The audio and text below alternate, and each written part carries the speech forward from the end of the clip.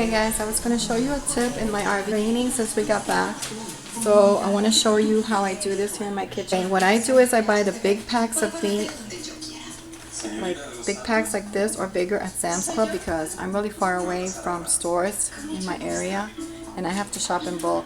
So what I do is all my cereal bags, when I buy cereal, we buy cereal when we travel, I save the bags, the paraffin bags that come with them, and I make sure they're nice and clean inside.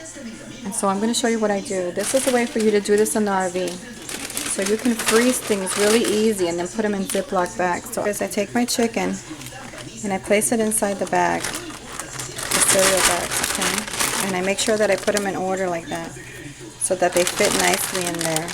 So you want on the chicken drumsticks, you want to alternate them. So what I do is I close the bag. So I'm going to take this tray that I just happen to have. You can use a box, anything that's flat that will support the weight. So you're just going to want something flat so you can place it on there. It serves as a tray in the freezer. So what I'm going to do is I'm going to stack all of these. Sorry, it's hard to do with one hand. So I'm going to fold them. Okay, just try to separate them a little bit. Once they're in there, you can go in there and separate them. You don't want them too close because you don't want them to freeze together. Okay, so you're going to close that bag. Okay, then here's my other. So I have 1, 2, 3, 4. So all of these are going to go in my freezer. And look at the space that takes. That doesn't take a lot of space. So what I do is I freeze these tomorrow. Give it about 24 hours or a little bit more to completely freeze. Once they're rock hard, you can take them out. I take them out and I put them in freezer safe Ziploc bags, or the vacuum seal bags. You can also use those once they're hard and frozen. So that way, if you only need 1 pork chop or 2 pork chops, they're already individually frozen. And I do the same thing when I have fruit like strawberries, blueberries, raspberries, everything like that. I do the same thing with cereal bags. And they don't stick to the bag. This is a great way to do it. It doesn't take up a lot of space, as you can see. And you can repurpose the bags, and then I'll show you tomorrow what it looks like. Hey guys, it's Lydia. So I wanted to show you what I do with my stuff after I freeze it. So I got myself Ziploc bags here, see? And then after I froze my chicken, see, it's right here.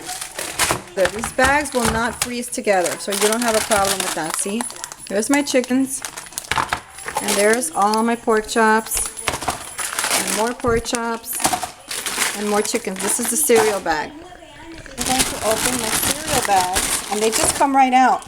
Look how easy this is. You can do this when you're on the road if you have to buy the bigger packs of meat. Sometimes if they were touching together like this, you might have to just give chickens right there, so they're all individually frozen, and I could just pick the chicken that I want. Okay, comes right off. It does not freeze to the items at all. These are your, and whack it and it'll come right out, and then you just toss them in there because they're already frozen. See? Out. So I do the same thing with my fruits. Stack them the same way and that. So here, I just wanted to show you. Here's the pork chops, and here's a bag of chicken. And I just put it in my freezer. Whenever I need 3 pork chops, I don't have to worry about defrosting like a whole bunch of them. And this way, I can buy in bulk. It's a great way to freeze things and save some money at the same time. And what I'm going to get to tonight is I'm going to end up washing all these bags. I turn them inside out. And I take hot water and I wash them, and I put a little chlorine also in the sponge when I'm washing. It's a really easy way to freeze your stuff with little space. And try it for yourself, and you're going to see that this is the kind of tip that you're always going to use. So save your cereal bags and repurpose them.